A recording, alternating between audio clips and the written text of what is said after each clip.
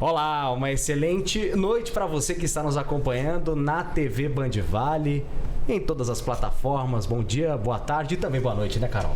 Exatamente, estamos no ar com mais uma edição do Band Valecast, nosso podcast, o primeiro multiplataforma aqui da região.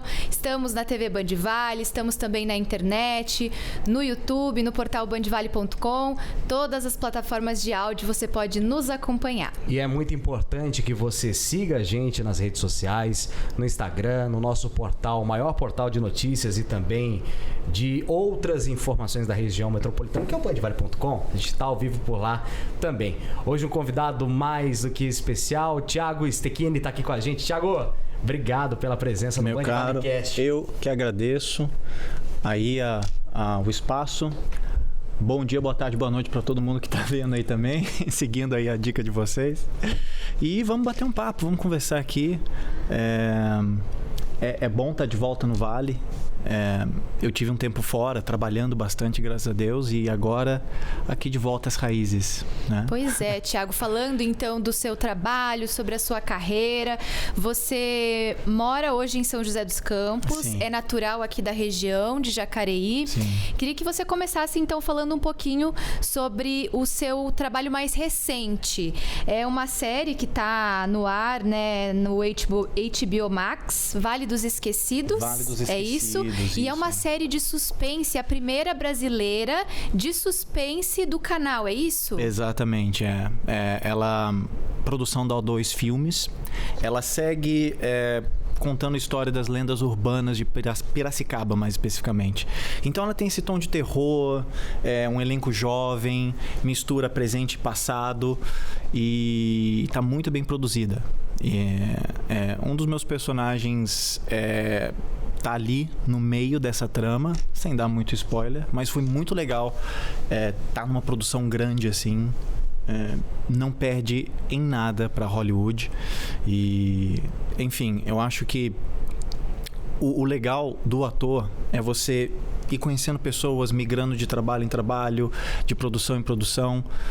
E o fato dessa ser a primeira de suspense da televisão brasileira é muito legal. Você já tinha atuado em algum trabalho desse gênero, suspense, uma pegada um pouquinho de terror, assim? De terror já. Tem uns amigos do Cinelab que eles têm essa veia mais pro cinema de terror, mas não particularmente nesse gênero. Por eu ser um ator que também faz as próprias cenas de ação, muita gente me chamava muito para fazer filmes de luta, ação e coisas do tipo, e foi aí que eu acabei conhecendo várias pessoas que me chamaram para esse gênero também. Mas a série tá bem bonita, Vamos entender um pouquinho mais da vida do Thiago. Quem que é o Thiago? Como é que você começou? Com quantos anos? Vamos começar, vamos lá. Cara, eu acho que o ímpeto de vários atores, ou que migram para isso, ou se descobrem como atores, é autoconfiança. E aquela coisa que eu acho que está um pouco fora de moda hoje em dia, que é de acreditar em sonhos. Eu acho que quando a gente é criança ou a gente é adolescente, a gente tem um certo superpoder, essa coisa de lei da atração, que a gente perde um pouco quando a gente vai ficando mais velho. E a gente busca em terapeutas, em coaches, em amigos e pessoas, até na própria fé, como recuperar isso. E eu acho que eu quando criança e adolescente, eu tinha um pouco disso. A minha falta de confiança em mim mesmo e o meu escapismo, que eram os filmes, eu devorava assistir muitos filmes. Foi daí que veio o ímpeto de eu vou seguir os passos desses heróis também, que saíram de uma realidade e que quiseram mudar. E a partir daí, o primeiro passo é o estudo. Aqui no Vale eu comecei a fazer teatro, comecei também a fazer artes marciais, que é uma coisa que me ajudou muito nessa trajetória. Karatê. Karatê. Não cheguei a ser... Atleta profissional? Não, UFC, essas coisas, não. Eu gostava muito da disciplina que isso trazia pra mim, pra minha vida, e o meu sonho era usar isso em filme, cara. Eu assistia os pilares dos... Jack Chan? Não, todos esses heróis de ação do cinema dos anos 80 e 90, eu falava, cara, Jack que Chan, legal. Jet Li. Van Damme, Sylvester Stallone, Dragão Rocky. Branco. Pô, Legal pra caramba, né? eu aprendi a fazer os splits igual o Van Damme por causa desses filmes, enfim. Inclusive foi até uma coisa que consegui um trabalho pra mim. Certo. E a partir daí, vamos estudar, vamos, né, aprender isso que não é fácil, não é só ser uma pessoa que tem desenvoltura. E a partir daí eu busquei ir para São Paulo e fiz a escola de atores lá, numa das maiores escolas de atores do país, a Escola Wolf Maia. Mas eu ainda não tinha como me manter em São Paulo. Então era uma transição de sair do Vale e ir para lá. Chegou uma época em que eu não sabia se eu ia conseguir pagar o curso, porque é um curso bem caro. E onde eu comecei a fazer permuta com a escola, e eu trabalhei para conseguir me formar. Quantos anos você tinha nessa época? Eu acho que eu tava ali no começo dos meus 22, 23 anos de idade. Ainda trabalhando como professor, trabalhava como professor de inglês para poder custear isso aí. Tem aquela renda um pouco porque não... mais tranquila, né? Não é fácil no começo. Sim. Você faz muito teste e não consegue. E no começo você não tem uma maturidade ainda na profissão, então você faz um teste, você já começa a criar castelos e vislumbrar. Essa vai ser minha chance. Mãe, reza pra mim por aí. Falando em mãe, a sua família sempre te apoiou? Porque é complicado no Brasil, né? A gente sabe que cultura, música, quem tem esse sonho, né, de seguir carreira na arte, sofre muito preconceito. E nem sempre as famílias apoiam quando o filho, a filha, decide seguir carreira nisso. Como é que foi no seu caso? Olha, eu confesso que eu fui muito abençoado e sortudo no fato de que meus pais me deram liberdade. Vai, segue. Se você der com a cara na parede, você volta e você vai ter sempre um lugar aqui. Meu pai sempre me dava carona para rodoviária, para ir para São Paulo, para eu ir fazer meus testes, para eu ir fazer as minhas coisas, até que eu conseguisse uma independência. No começo eu morei muito tempo em república, dividindo casa com outras pessoas sem muita independência. Então, eu acho que é um batismo sob fogo que vocês, como profissionais não diferentes, têm que passar, faz faculdade às vezes, né? Então, eu acho que isso dá uma certa maturidade também. E você valoriza quando o primeiro trabalho vem, quando o segundo trabalho vem. E você começa a deixar de lado um pouco essa coisa romântica e se torna realmente uma profissão, e você se torna um profissional mais maduro. Mas minha família sempre me apoiou. Minha mãe sempre assistiu todas as minhas peças, todos os meus filmes, guarda as fotos. É de família, né? Orgulho de família, né? Cara, isso é legal. Isso é legal. É legal. Até hoje meu pai é jornalista também. Eu entro no ar, ou aqui, ou em São Paulo. Olha ele só. Ele anota quando eu erro. Ele fala assim, não, você errou aqui. Ele te dá uma bronca. Com a rédea curta, né? A gente fala. Olha aqui. só. Mas é no amor. O intuito de que você sempre vá melhorando. É no amor. É no amor que ele faz isso. É fera demais. Eu tava vendo no seu Instagram, você curte bastante moto.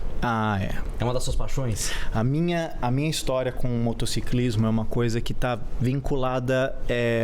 A veia artística? Eu acho que é muito mais a minha saúde mental. Por quê? Eu durante um tempo, acredito que em 2018, 2017, eu vinha em um ano de várias tentativas no mercado e eu não conseguia, vários testes que poderiam mudar a minha carreira e eu não consegui. E um coração partido, um namoro, que me deixou meio triste. E eu tomei a decisão de que, quer saber, eu vou fazer uma viagem curadora para mim. E eu peguei minha moto e saí de São Paulo até o Uruguai sozinho de moto. Foi uma decisão que todo mundo falava, meu, você é louco, mas você vai sozinho. Mas não existe nada mais curadouro para uma pessoa do que passar tempo sozinha, consigo mesmo, né? Se você tem algum luto, alguma reflexão, você vai fazer autoconhecimento. Um autoconhecimento e uma viagem onde você tem um certo desconforto que te faz valorizar o conforto que você tem depois. Eu acho que a gente não tem tanto hoje em dia essas situações de contraste, onde a gente coloca perspectiva. Então, eu voltei dessa viagem outra pessoa. Passei perrengue, fiquei na estrada, mas conheci pessoas, me reconheci novamente. E parece meio clichê, mas aquela coisa daquele livro Comer, Rezar e Amar, sabe? Sim. Não sei se vocês já viram esse filme. Entre outros, mas... E a comunidade do motociclismo também, conheci várias pessoas, vários amigos. E daí partiu um outro sonho, que é contar uma história em cima de 2 rodas, falar um pouco dessa comunidade. Tem muitas mulheres que decidem que não querem mais andar de garupa, elas querem pilotar e pilotar a própria vida. E essa foi a fagulha de um outro sonho, que foi a série B-Side of the Road, que está no Amazon Prime hoje. Eu, juntamente com um amigo meu, que inclusive fez Wolf Maia comigo, a gente pensou, cara, vamos fazer uma série onde a gente tem uma produção, uma van com produção, e a gente vai seguir fazendo takes cênicos desse Brasil, né? Fomentando aí o turismo, fomentando essa coisa de uma viagem mais low budget. Você não precisa ter, né, muita grana para viajar também, mas a preparação certa. Isso aconteceu no começo da pandemia. E tinha umas certas restrições. E aí veio uma outra coisa. As pessoas que a gente foi encontrando no caminho. Como que a gente vai exercitar a nossa liberdade agora que a liberdade da gente está ameaçada? Um abraço, um beijo, se aproximar de alguém se tornou uma coisa perigosa. Então, a gente partiu nisso aí, não só questionando e exercitando a nossa própria liberdade, mas perguntando, Carol, o que é liberdade para você? Israel, o que é liberdade para você? E as respostas, elas são muito genuínas. Eu acho que não tem um certo e um errado. Existe o mais próximo e o mais... O que cabe para mim, né? Carol, o que é liberdade para você? É uma pergunta complexa, mas eu acho que é poder fazer o que eu senti vontade na hora que eu senti vontade, sem me preocupar com julgamentos, talvez. E a gente já tem tantas amarras no nosso dia a dia, seja de trabalho, seja de relacionamento. E se você se embarca, mesmo que sozinha, em algo assim, você volta melhor para as pessoas que estão ao seu redor. Sim. Quanto tempo você demorou na estrada para chegar no Uruguai nessa primeira viagem? Nessa primeira viagem, o meu intuito era muito mais ir longe do que ir rápido. Sim. Uhum. Então, eu ia parando no meio do caminho, conversando com pessoas, curtindo mesmo a paisagem. Eu acho que eu demorei uns 5 a 6 dias para chegar na fronteira. E depois disso, fazendo um turismo lá pelo Uruguai, vendo aonde eu ia ficar. Nessa primeira viagem, você entendeu o que seria para você a liberdade? Cara, eu achei que eu sabia. Mas depois, eu achava que era a questão da solitude. De eu aprender... com você, no caso. O que não tem nada a ver com solidão. Que a solidão é uma coisa melancólica. A solitude, você, principalmente autoimposta, é você saber estar bem com você mesmo. E eu achei que isso era a liberdade. Mas é uma coisa efêmera. Quando você acha que tem, às vezes muita liberdade também é ruim. Amir Klink, que é um mestre aí de viagens, que viajou, deu volta ao mundo com a família em um veleiro, ele diz que ele ficou escravo da própria liberdade. Ele estava com a viagem dele toda planejada, então ele se deu ao luxo, eu vou remar quando eu quiser, eu não tenho chefe aqui. Só que ele percebeu que essa liberdade, a falta de rotina e a falta de disciplina fazia com que ele não rendesse a viagem, e no dia seguinte ele tinha que compensar isso. Foi aí que ele virou a chave e falou, eu preciso de uma rotina, eu não posso ser escravo da minha própria liberdade também. Então você vai conversando com pessoas e você vai expandindo a mente, e o conceito de liberdade ele acaba sendo não tão romântico como um cara viajando de moto solo, como se fosse um clipe do John Bon Jovi, entendeu? Mas foi bem legal, foi bem legal. E esse segundo projeto, que foi um projeto maior, que é o B-Side of the Road, convido vocês a assistirem também, toda a família. É algo assim, no primeiro episódio a gente conversa com mulheres que estão fomentando isso de pilotar a própria vida, né? E a moto é uma coisa diferente de um carro, porque você está exposto a chuva, você está exposto ao tempo bom, você está imerso na paisagem e não tanto observando como numa janela de um carro. Então é um sentimento diferente. E para mim, me reinicia. Eu preciso. O projeto foi produzido inteiramente na pandemia ou uma parte na pandemia e depois no pós-pandemia também? Como é que foi essa produção? A pandemia pegou a gente de surpresa, Carol. A gente estava planejando fazer muito mais e ir muito mais longe, e acabou que a gente já tinha contas a prestar, né? Porque você movimenta patrocinadores, você movimenta empresas e tem uma projeção. Nossa equipe é da Irlanda. Esses meus amigos que vieram são da Irlanda. Então eles tinham um período curto aqui. E aquela coisa, a gente trabalha, né? Eu tenho o meu trabalho, eu tenho os meus afazeres. Então a gente planejou tudo e a pandemia, com as restrições, começaram e a gente teve que se adaptar quanto a isso. Tanto que foi um dos empecilhos para a gente cruzar certas fronteiras ao longo dessa viagem. Por conta de restrição da pandemia. Exatamente. Medida médica, no caso, que pegou todo mundo de surpresa. Exatamente, A gente, inclusive, a gente viajou como embaixadores do GRAAC. Porque eu acho que, assim, também voltando a essa questão da liberdade. Parte de exercitar a liberdade é você também fomentar a liberdade alheia. E quando a gente conversou com o pessoal do GRAAC, que é o maior centro de combate ao câncer infantil, eles falaram: Thiago, porque eu estava muito no meu romance de a gente vai movimentar a comunidade, a gente vai trazer doações. E eles falaram: a gente já ouviu esse discurso, a gente já sabe como é que é a realidade. Nem é sempre que você vai conseguir essa projeção tão grande. Mas só de vocês falarem sobre a gente, falarem a mensagem, falarem sobre a importância de diagnóstico precoce, seja embaixadores mesmo. Isso pra gente também vai valer bastante. Então a gente viajou com essa premissa também de falar para as pessoas que estavam assistindo sobre o câncer infantil, que o foco não era a pandemia. E acabou que em um dos episódios, por coincidência, a gente conheceu um garoto, Arthur, que estava justamente viajando com a família em um trailer para custear o tratamento dele de leucemia. A família estava viajando low budget, pegando a estrada, o pai é um caminhoneiro, para guardar dinheiro para o tratamento dele.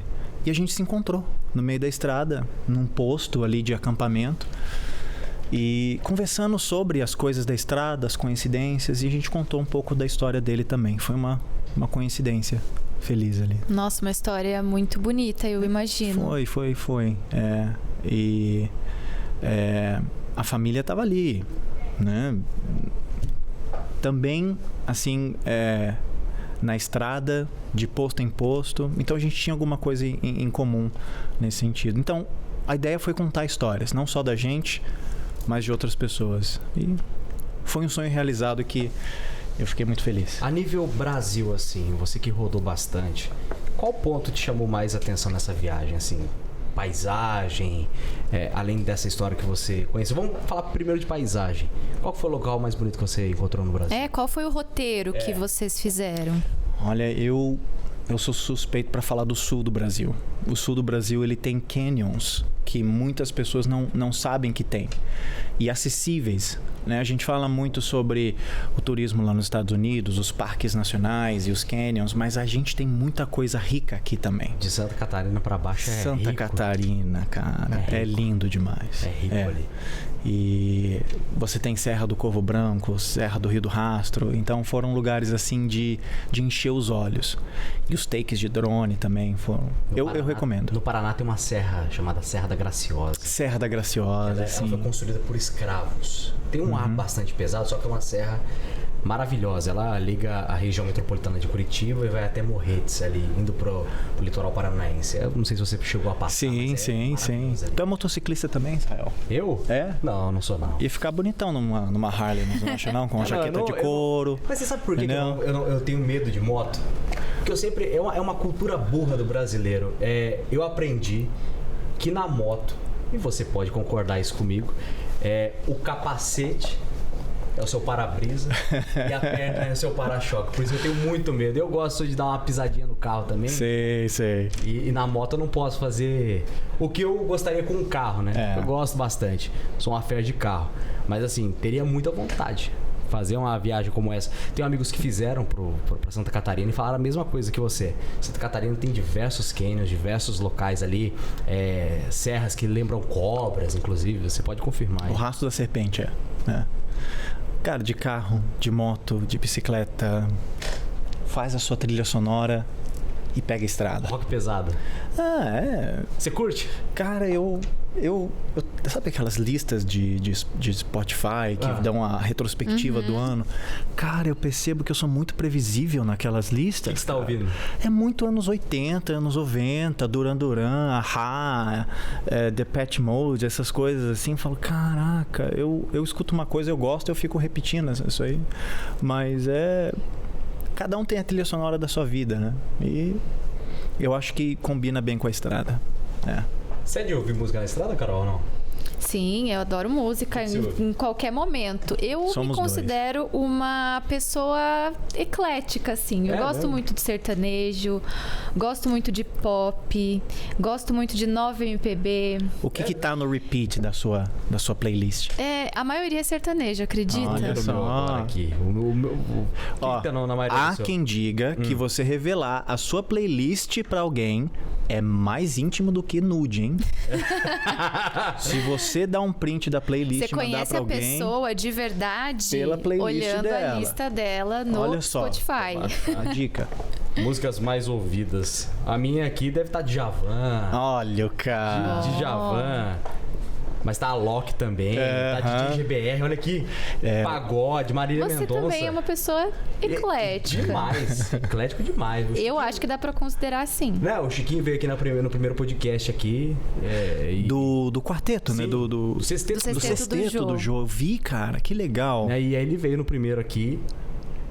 Ele é demais, né, cara? Né? Conversar com um cara é uma entidade da música, né? Além do fato que ele tem uma trajetória aí com um dos maiores apresentadores aí do nosso país. Deve ter visto várias coisas e tem bastante história. Trocou uma ideia com a gente que falando que tocou com o Nelson Gonçalves. Vocês turnê com o Nelson Gonçalves no Rio de Janeiro, velho. Você acha que o cara tem história pra contar? E ele trouxe o instrumento dele aqui? Trouxe, tocou. Inclusive, o trompete que ele trouxe foi presente do Jô. Olha, que legal. Então, é um instrumento maravilhoso, né? Todo trabalhado, azul, eu queria trazer minha moto no estúdio, mas não deixaram. Não coube. Não deixaram. Traz. Falei, Tiago, como você vai subir com a moto no estúdio? Na próxima a gente faz. Traz aí, dá um zerinho na moto aqui, corta de giro, né, não? Dá um passeio. Você falou antes da gente começar a gravar aqui que você tá voltando pro Vale do Paraíba. Voltou. Você é natural de Jacareí. Sim. E hoje você mora em São José dos Campos. Por que você decidiu voltar pra cá? A maior parte do meu trabalho ocorre em São Paulo, onde estão os maiores estúdios de cinema. Então, eu saí daqui e fui para São Paulo justamente porque é ali que tudo acontece. Eu gosto muito da cidade de São Paulo, da gastronomia, da cultura. Todos os meus amigos estão por lá. No começo da pandemia, as coisas começaram a ficar um pouco obscuras lá no quesito de trabalho, já não tinha mais teste. Se falava muita coisa sobre a pandemia e as consequências disso, então foi onde eu resolvi voltar para casa, voltar aqui pro interior. A minha namorada também é daqui do interior, então ficar mais próximo dela, da minha família.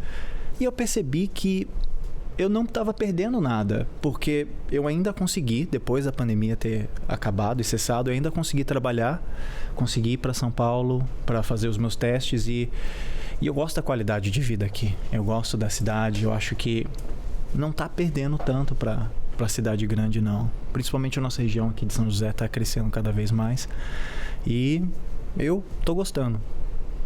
Não é tão longe da capital, né? Não é longe. Tá do lado. E você consegue, assim como mesmo você comentou, né? Ter uma qualidade de vida, eu acho que superior. Você não perde tanto tempo no trânsito, você tá perto de parques. Aquilo que você falou também, às vezes em São Paulo você tá em alguns bairros que são mais longes do que vir para cá. Então, tá me agradando. E foi no meio disso também que eu tive a oportunidade de fazer o meu primeiro longa-metragem que ficou em cartaz no cinema, que é O Mestre da Fumaça, onde eu interpreto o irmão do ator Daniel Rocha, que inclusive ficou famoso pela série Irmãos Freitas. Ele fez o Popó. Então ele também já tem uma veia artística e uma fisicalidade de luta que veio a calhar para nós dois em cena e o filme ficou muito divertido. Esse filme foi premiado, inclusive, né? Isso, ele ganhou. Foi uma surpresa pra gente, porque é um filme de gênero. E a gente sabe que festivais de cinema, eles prezam mais por coisas mais... Como eu posso dizer? Mais tradicionais, mais artísticas. O nosso filme, ele tem luta, artes marciais. Quando que isso ia ganhar um prêmio de um festival, a mostra internacional de cinema? Então foi uma surpresa pra gente. O filme tá bem divertido. Eu acho que o brasileiro consome muito esse tipo de filme. A gente gosta de ver, a gente gosta de rir, a gente gosta de torcer. E o filme tá bem bonito. Tá bem bonito. A equipe de dublês envolvida, o meu amigo Gutenberg Lins, de longa data, que eu sempre encontro com ele no set de filmagem. E a gente fala, cara, tem um motivo pelo qual a gente tá aqui. Qual foi o prêmio que o filme Foi ganhou? O prêmio de melhor filme do público da Mostra Internacional de Cinema de São Paulo.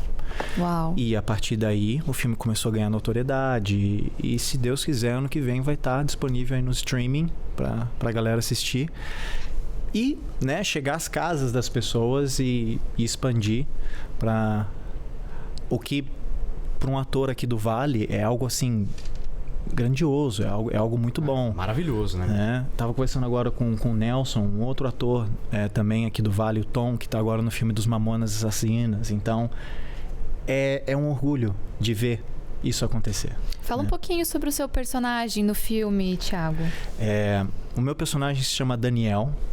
Você falou aí dos filmes do Jackie Chan, dos filmes dos anos 80 e 90. Os diretores, eles prestaram uma homenagem aos filmes de Kung Fu e de ação dos anos 80 e 90. Então, o meu personagem é o irmão mais velho dessa família de artistas marciais, que ele é eleito para competir em um torneio de vida ou morte para defender a honra da família. Só que ele... ele sofre um acidente pela máfia chinesa e o irmão mais novo tem que treinar com o mestre milenar para defender a honra da família. Então, eu sou esse irmão mais velho do ator Daniel Rocha e, enfim, sem dar muitos spoilers, mas o filme ele segue esse drama familiar junto com a arte marcial. É muito legal, né? É legal. Com certeza. É legal. Parece... uma mensagem, assim, de superação, de não desista. E de família, entendeu? Isso tá presente também. Hierarquia também. E sem contar que tem uma veia cômica. O ator Tony Lee, que faz o mestre, né? Ele é chinês. Então, assim, toda vez que ele entra em cena, ele tira risos. E espero que vocês consigam assistir. Quando estrear, eu volto aqui pra gente promover o filme. Nossa, por favor, curiosa. né? Quem sabe chama o Daniel quem tá também. Nos vendo, nos ouvindo também. Vai ser legal. Com certeza. Tenho Deixa eu certeza. perguntar pra você, cara. Tem uma questão muito chata quando a gente pensa em mercado nacional. Eu acho que isso você pode falar muito melhor pra gente. Você é da área, você entende melhor. Por conta dessas questões voltadas a mercado nacional, mercado internacional, a gente pensa sempre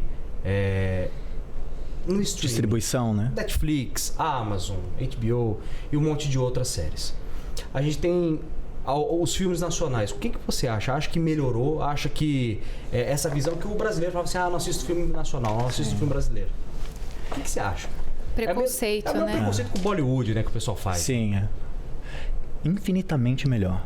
O cinema brasileiro, ele teve uma reviravolta e só, né, falando aí um pouco do trabalho da HBO Max, o diretor da HBO Max, o Fábio, ele dirigiu agora uma série chamada Cangaço Novo, que está entre as mais assistidas no mundo. É uma série brasileira. Ela ganhou vários prêmios, ela está entre as séries mais assistidas e é um gênero de ação. Eu acho que o brasileiro ele começou a tomar mais...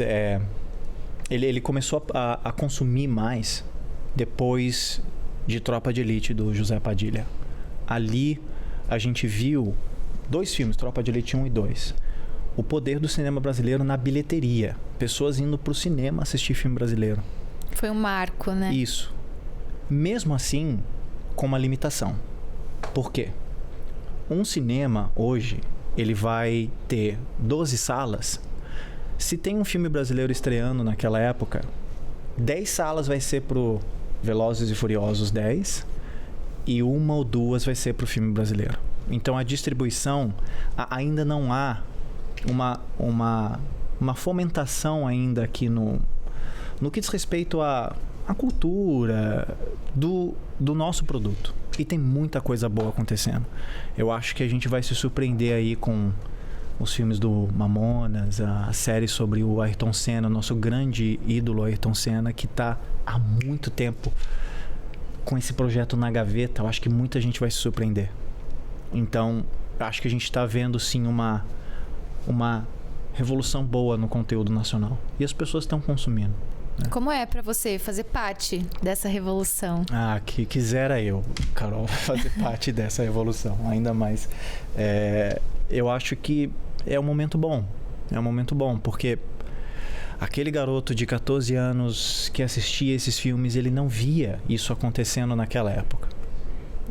No começo dos anos 90, 2000, o grande trabalho de um ator era a novela, né? E é onde falava para todo mundo que eu ia ser ator. Vou falar de você no Arquivo Confidencial.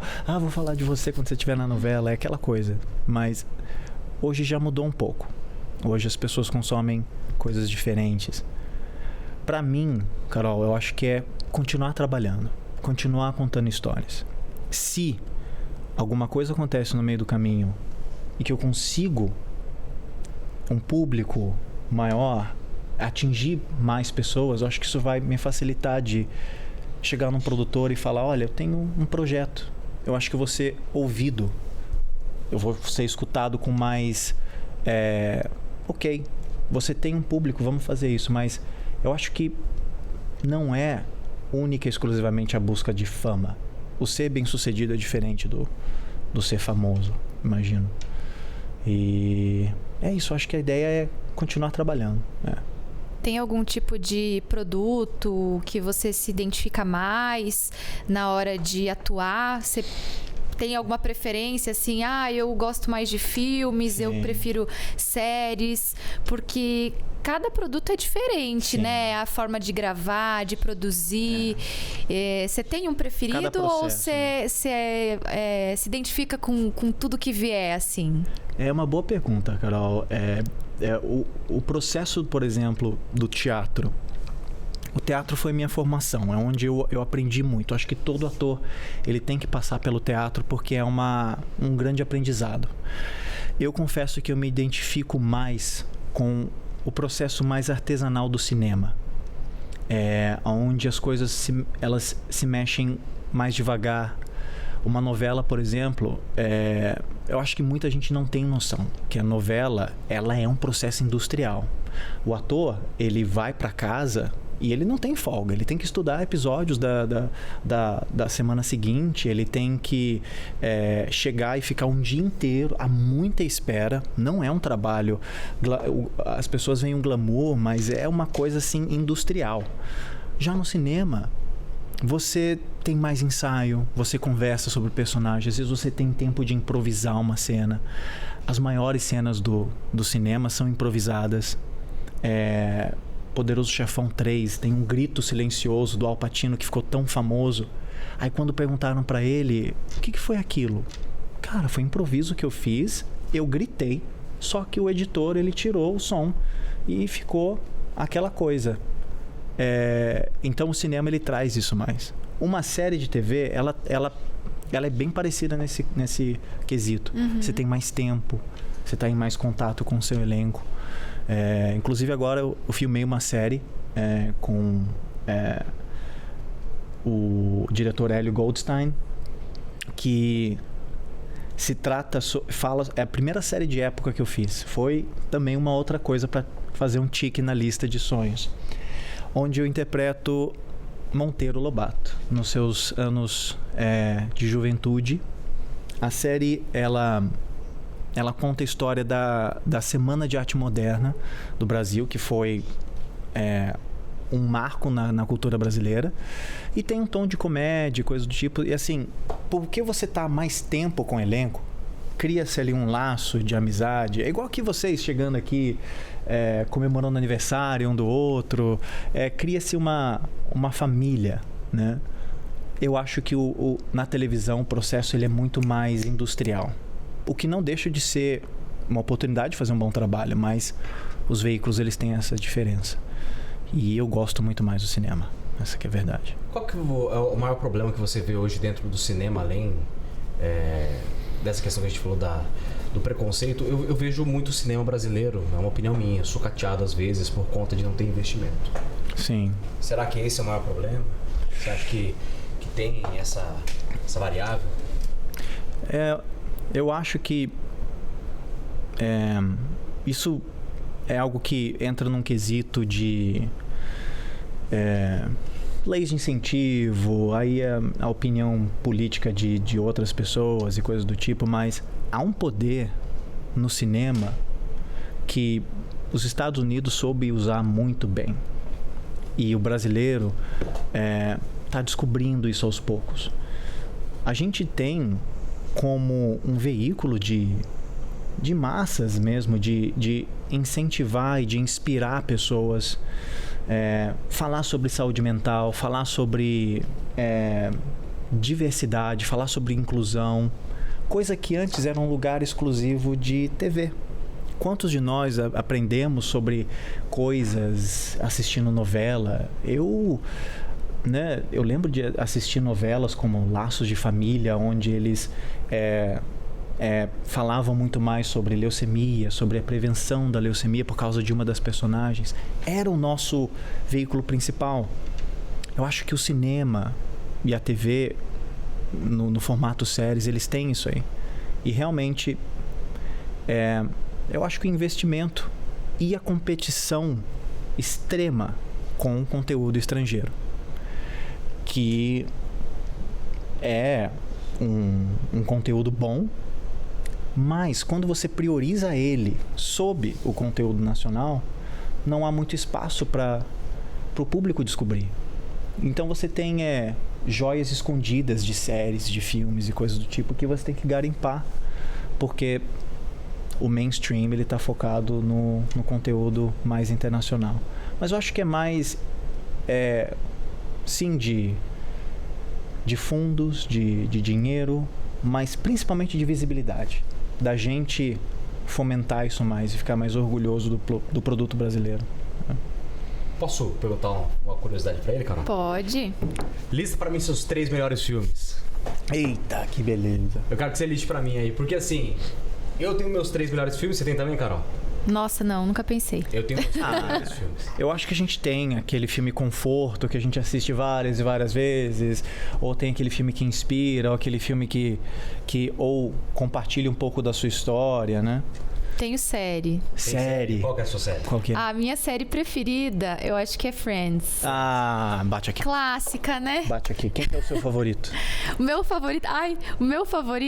Ross? Não, Joey? não. Eu acho que vai ser o Israel que me conhece mais, vai achar previsível. Mas eu sou fã da Rachel. Rachel Green. Sim, Mas não Jennifer tem... Aniston. É difícil dizer um favorito, né? Sim. Todos com as suas características são Você demais. Friends, cara. Não? O Eugênio é doido pro Friends. Nossa. Essa não é uma opinião muito popular. É. Não precisa cancelar o cara porque ele não gosta de Friends. Fãs de Friends. Mas eu diria pra mim, eu tenho o meu filme número 1. É Rocky, o original de Sylvester Stallone de 76. Que ele tá batendo no saco de carne. Isso, Que ele tá correndo ali, ele sobe a escadaria. Eu Esse é acho muito louco. que eu já assisti esse filme 137 vezes por aí. Eu tenho o roteiro do filme assinado pelo Sylvester Stallone. Ah, mentira. Nossa. Tenho esse roteiro. Foi um Como é que você presente. conseguiu? Foi um presente de uma ex-namorada que foi e viajou para os Estados Unidos e achou em um sebo. E o sebo tinha a foto do Stallone assinando em uma visita que ele fez naquele sebo. E ela comprou e ficou comigo. Eu falei, cara. Você tem um acervo legítimo. do Sylvester Stallone com a assinatura dele. A assinatura, o roteiro é uma cópia, obviamente, mas com anotações e tal.